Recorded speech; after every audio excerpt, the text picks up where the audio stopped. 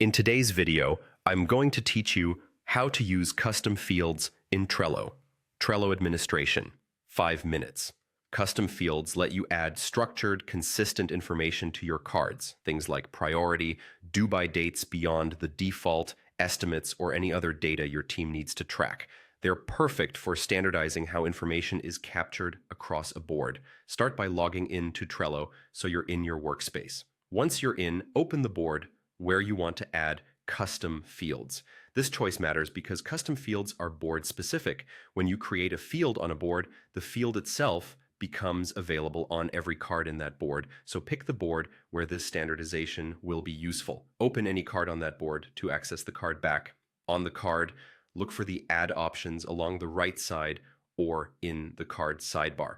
Click Add, then select Custom Fields. This opens the panel where you can create and manage fields for this board.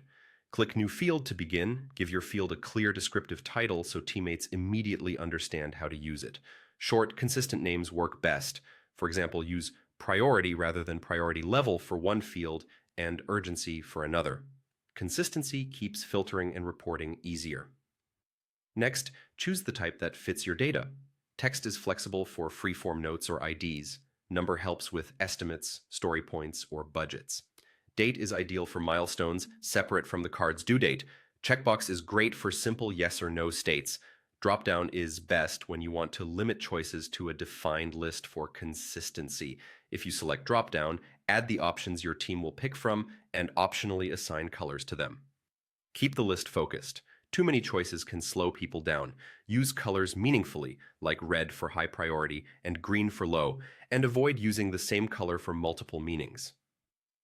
Decide whether the field value should be shown on the front of the card.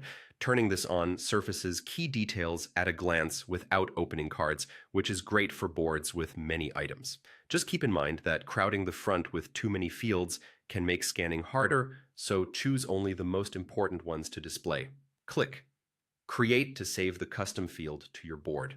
From now on, the new field will appear on the back of every card on that board, ready for your team to fill in. You can revisit custom fields anytime to create more or adjust what you already have. That's it. Your board now captures consistent, structured data across every card.